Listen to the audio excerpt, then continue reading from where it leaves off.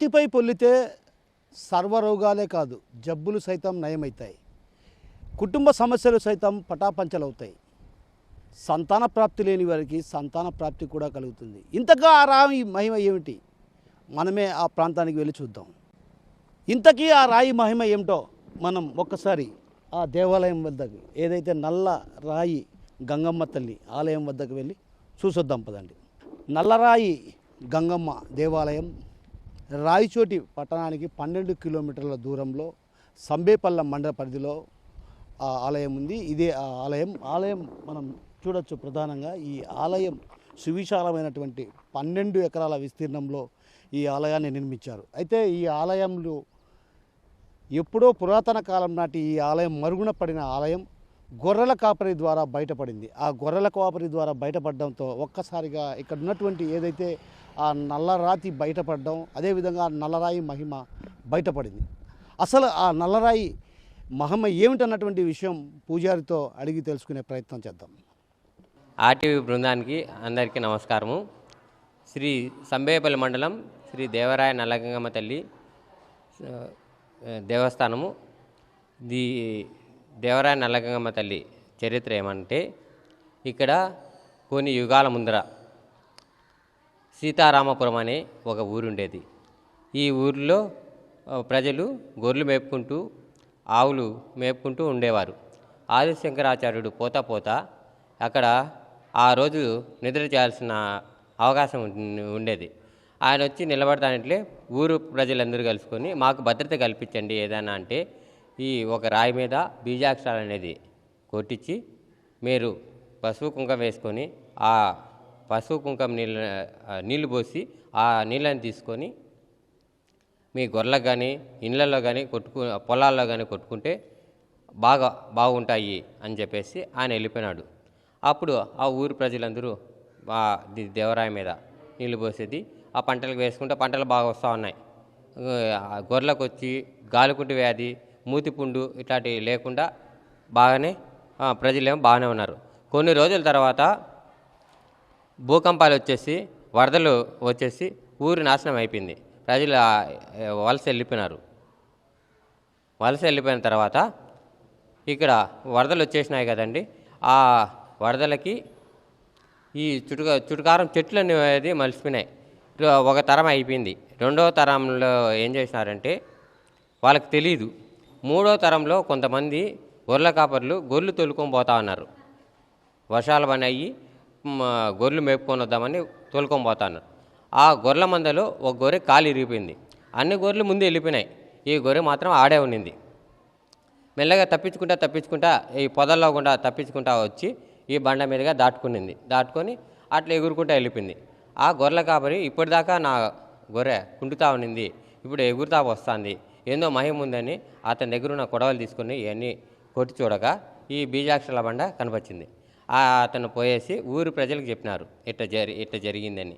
అప్పుడు ఆ ఊళ్ళో ఉన్న పెద్ద మనుషులు పెద్దలు ఉండేసి దీని చరిత్ర ముందు ఇట్లా జరుగుతూ ఉన్నదని తెలుసుకొని వచ్చి అందరూ కలిసి ఆ బండారు వేసుకొని పొల్లేది జరుగుతూ ఉన్నది. కొన్ని రోజుల తర్వాత ఈ మొలకల పౌర్ణమి అంటే ఏరువాక పౌర్ణమి అండి. అప్పుడు పంటలు వేసుకునేదానికి అనువైన కాలము, వర్షాలు పడతాయి కాబట్టి ఆ మొలక ఎత్తుకొచ్చుకొని అమ్మవారి దగ్గర పెట్టి వాళ్ళు పంట వేసుకుంటే పంట బాగా వస్తూ ఉన్నది.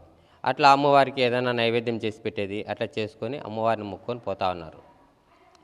2004 మునగా మురళి అనే ఆయనకు రాయచూటి వర్తకుడికి ఆమె అమ్మవారు కనిపించింది. నేను పలానా చోట ఉన్నాను, నన్ను వెలికిలేకి తీసుకొని రా అని. ఆయన వచ్చి ఊరి పెద్ద మనుషులతో కలిసి ఇట్లా అమ్మవారు నాకు కనిపించింది, గుడి కట్టేదానికి ఎవరైనా ముందుకు వస్తే నేను నా తోచిన చందా ఇచ్చి గుడి కట్టేదానికి సహకరిస్తానని. కానీ మా ఊరు పెద్ద మనుషులు ఎవరు ముందుకు రాలే, గ్రామ ప్రజలు. తనే వచ్చి నేనే కడతాననేసి ఆయనే కట్టడం స్టార్ట్ చేసినారు. 2004 నుంచి 2008 వరకు చేసిన గుడి ఆలయం అనేది కట్టించినాడు. దీనికి దాతలు కూడా సహాయం చేసినారు. ఊరు ప్రజలు, పక్కన ప్రజలు కూడా వాళ్ళ శక్తి కొరకు వాళ్ళు కొంచెం సహాయం చేయడం జరిగింది. 2013లో అమ్మవారు అనేది ఎండోమెంట్ అయిపోయింది. దీనికి పూర్వ చరిత్ర ప్రకారము ఒక ఆవు, ఒక ఏనుగు, ఒక శ్వేతనాగు అమ్మవారికి కాపలా ఉండేటి అని చరిత్ర. కానీ శ్వేతనాగు అయితే వచ్చిపోతుంది, ఆవు అనేది అక్కడ నంది రూపంలో ఉండాది. అవి కూడా వీడియోలో గమనిస్తారండి. అమ్మవారి ఇక్కడ వచ్చి పొల్లిపోతే సంతానం లేని వాళ్ళకి సంతానం వస్తుంది, అనారోగ్య సమస్యలు ఉండే వాళ్ళకి అనారోగ్య సమస్యలు తీరిపోతాయి, ఇళ్ళల్లో బాధలు ఉండేవాళ్ళు, గ్రహాలు ఉండే దయాలు భూతాలు గ్రహాలు ఉంటాయి కదా, గ్రహాలు ఉండేవాళ్ళు పొల్లిపోతే వాళ్ళ గ్రహాలు లేకుండా పోతుంది, ఉద్యోగం ప్రయత్నాల్లో ఉండే వాళ్ళకి ఉద్యోగం వస్తుంది, పెళ్లి కాని వాళ్ళకి పెళ్ళి అవుతుంది, సంతానం లేని వాళ్ళకి సంతానం, ఇట్లా అమ్మవారి కోరికలు అనేది తీరుస్తూ ఉంటుంది. ఇక్కడ దేవరాయి నల్లగంగమ్మ దేవస్థానము. ఇక్కడ మేము అనారోగ్యాలతో బాధపడుతూ ఉంటే మాకు ఏరే వాళ్ళు ఇక్కడ పలానా దావన సమయపల్లె మండలము, సమయపల్లె గ్రామము, అక్కడ నల్లగంగమ్మ గుడి దేవస్థానం ఉంది. అక్కడ దేవరాయి దగ్గర పసుపు కుంకుమ పూజించి అక్కడ 5 రౌండ్లు పొల్లండి మీకు అనారోగ్య సమస్య అనేది తీరుతుంది అని చెప్పినారు. వాళ్ళు పెద్దలు చెప్పిన మాట ప్రకారము మేము వచ్చి బిడ్డని తడుకొని వచ్చి మా బిడ్డని ఇక్కడ పొల్లిచ్చి ఆ అమ్మకు నల్లగంగమ్మ తల్లికి మొక్కు తీర్చామని చెప్పి మొక్కుకొని బయలుదేరినాము. మా బిడ్డ సమస్య ఉన్నది కాబట్టి ఇక్కడికి వచ్చినాము. మా బిడ్డ సమస్య తీరిన తర్వాత ఆ అమ్మకు మొక్కుబడి చెల్లించుకుంటాము. అది కొండాలపల్లి స్వామి, రాయచోటి దగ్గర కొండాలపల్లి, నారాయణపల్లి గ్రామము, కొండవండ్లపల్లి. ఇక్కడ కొన్ని తరాల నుంచి ఇక్కడ పెద్ద అరణ్యం అప్పుడు అరణ్యం అయితే ఇక్కడ పెద్దవాళ్ళు అప్పుడు ఇండ్లు కట్టుకుని ఇక్కడ ఏం తింటున్నారు ఏమో మనం చూసేది. కానీ ఇప్పుడు బియ్యం చూస్తాను, అందుకని బియ్యం ఆడి ఏమేమి తింటున్నారు. ఇక్కడ ఆడవాళ్ళు ఇండ్లు కట్టుకొని ఇక్కడ జీవించుకుంటా ఇక్కడనే ఉండి చేసుకుంటున్నారు. ఇక్కడ ఏదన్నా ఆరోగ్యాలు ఎవరికి బాగలేకుండా బాగవుతుంది సార్. గాలి సంబంధం ఉన్నా షెడ్ ఉన్నాయి, ఇటు జ్వరాలు రానే, మనం అనుకున్న పనులు ఏది జరిగినా ఆ రాత్రి మీద పడితే బాగా అయిపోతుంది. ఎంతమంది వస్తుంటారు ఇక్కడికి? ఆదివారం వచ్చి దగ్గర 2000 మంది పైన వస్తారు సార్. ఇక్కడ పొద్దుటూరు కాడి నుంచి అవతల ఇక్కడ చిత్తూరు, తిరుపతి, ఇక్కడ బెంగళూరు కాంచి కూడా వస్తారు. నమ్మకం సార్, ఎన్నాళ్ళు ఎక్కడ నమ్మకం ఉండి ఎక్కడి నుంచే వస్తారు.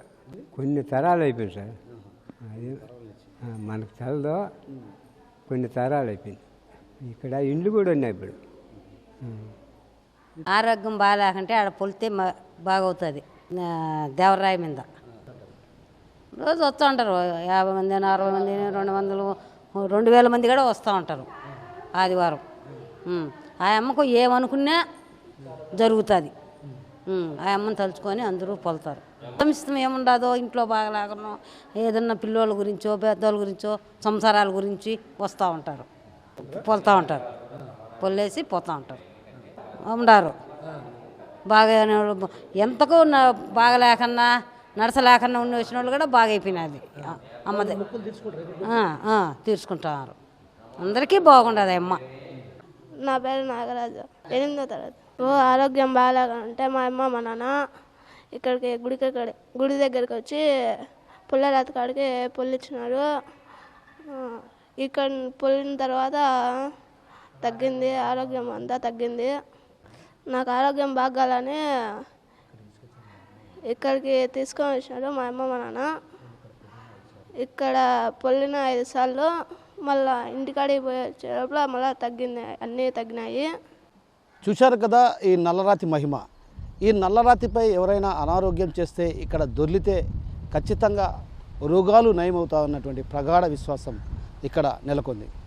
తరతరాలుగా వస్తున్నటువంటి ఈ సాంప్రదాయం ఏదైతే ఉందో ఆ సాంప్రదాయాన్ని ఇక్కడ ఉన్నటువంటి స్థానికంగా ఉన్నటువంటి పూజారి కొనసాగిస్తున్నారు. ఎవరైనా రోగాలు అంటే జబ్బు చేస్తే ఖచ్చితంగా ఈ ప్రాంతానికి వస్తారు. అంటే రాయచోటి ప్రాంతమే కాకుండా అటు కడప జిల్లా, చిత్తూరు, అదేవిధంగా ఇతర జిల్లాల నుంచి కూడా ఇక్కడికి పెద్ద ఎత్తున భక్తులు తరలి వస్తారు. తొలుత ఎవరైతే తన ఆరోగ్యం బాగలేదని ఇక్కడికి వస్తే ఖచ్చితంగా వాళ్ళు ఈ బండరాయి పైన పసుపు కుంకుమ చల్లి ఆ తర్వాత గంగమ్మ తల్లిని ఆశీర్వాదం తీసుకొని ఆ తర్వాత రాతిపై పొల్లుతారు. ఆ పొల్లిన తర్వాత 3 పుల్లులు పొల్లితే ఖచ్చితంగా రోగాలు నయమవుతాయన్నటువంటి ప్రగాఢ విశ్వాసం. అయితే ఇక్కడ ప్రధానంగా ఏదైనా ఇంట్లో సమస్య ఉన్నా కూడా ఇక్కడికి వచ్చి దొల్లితే ఖచ్చితంగా సమస్యలు కూడా పరిష్కారం అవుతాయన్నటువంటి ప్రగాఢ విశ్వాసం. అందుకే ఈ రాయి మహిమను తెలుసుకున్న ప్రతి ఒక్కరు కూడా ఎవరైతే కడప జిల్లా కావచ్చు ఇతర జిల్లాల నుంచి కూడా పెద్ద ఎత్తున ఇక్కడికి తరలి వస్తారంటే ఈ రాయి మహిమ ఏ పాటితో అర్థం చేసుకోవచ్చు. తరతరాలుగా వస్తున్నటువంటి ఈ సాంప్రదాయం, అదేవిధంగా ఇక్కడ తొలుత ఏదైతే సీతారాంపురం అనే గ్రామం ఉండేది, ఆ గ్రామం వరదల కారణంగా పూర్తిగా కొట్టుకుపోయిన తర్వాత ఇక్కడ గొర్రెలంతా తిరుగుతూ ఉండేవి. గొర్రెలు తిరుగుతున్నటువంటి సమయంలో ఒక గొర్రెకు కాలుకు గాయమైతే ఆ గాయమైన సందర్భంలో ఏదైతే బీజాక్షరాలు లిఖించబడినటువంటి ఆ బీజాక్షరాలు లిఖించబడినటువంటి నల్లరాయిని దాటుకోవటం వల్ల చెంగుమంటూ ఎగురుతూ పోవటం గమనించి ఎవరైతే గొర్రెల కాపరి అక్కడ ఏముందో అని పరిశీలిస్తే ఈ నల్లరాయి బయటపడింది. అప్పటి నుంచి ఆ నల్లరాయి మహిమతో ఈ ప్రాంత వాసులే కాకుండా ఇతర ప్రాంత వాసులు కూడా ఇక్కడికి వచ్చి అనారోగ్యం చేసిన, కుటుంబ సమస్యలు ఏవైనా ఉన్నా, అదేవిధంగా పిల్లలు మారాం చేస్తున్నా, ఇలాంటి సమస్యలు ఉన్నవారు ప్రతి ఒక్కరూ కూడా ఇక్కడికి వచ్చి ఈ నల్లరాయిపై పసుపు కుంకుమ చల్లి 5 పొల్లులు కానీ లేదా 3 పొల్లు చేసి అమ్మవారి ఆశీర్వాదం తీసుకుంటే ఖచ్చితంగా నయమవుతామన్నటువంటి బాగా ప్రగాఢ విశ్వాసం ఉంది. అందుకే ఆదివారం బుధవారాల్లో కూడా ఈ ప్రాంతానికి పెద్ద ఎత్తున భక్తులు తరలి రావడం సాధారణంగా జరుగుతుంది. అయితే కేవలం ఏదైతే అనారోగ్య సమస్యలు దృష్టిలో పెట్టుకొని ఇక్కడికి వేలాదిగా తరలి వస్తారన్నది చెబుతున్నట్టు సమాచారం. మరోవైపు ఏదైతే ఇక్కడ అమ్మవారికి కూడా ఏనుగు, ఆవు, పాము 3 కాపలా ఉండేటివి అన్నటువంటి చరిత్ర కూడా చెప్తున్నటువంటి పరిస్థితి. ఇక్కడ ఉన్నటువంటి ఈ ప్రాంతంలో ఉన్నటువంటి పూజారి కూడా చెప్తున్న పరిస్థితి అంటే అమ్మవారికి ఏదైతే ఏనుగు, ఆవు, పాము 3 కూడా ఉండేటివి, తోడుగా ఉండేటివి అన్నటువంటి భావన ఆయన వ్యక్తం చేస్తున్నారు. మొత్తం మీద చూసుకుంటే నల్లరాతి గంగమ్మ అనారోగ్య సమస్యలు కావచ్చు, భక్తులు కోరుకునే కోరికలను తీర్చే కొంగు బంగారంగా విరాజిల్లుతుందన్నటువంటి మాటలో ఎలాంటి అతిశయోక్తి లేదు. కెమెరా పర్సన్ నాసిరావుతో కిషోర్, RTV, నల్లగంగమ్మ తల్లి ఆలయం నుంచి. మరిన్ని వీడియోస్ కోసం ఛానల్ ని సబ్స్క్రైబ్ చేయండి. లేటెస్ట్ అప్డేట్స్ కోసం వాట్సాప్ ఛానల్ ని ఫాలో చేయండి. అండ్ లింక్ డిస్క్రిప్షన్ లో ఉంది.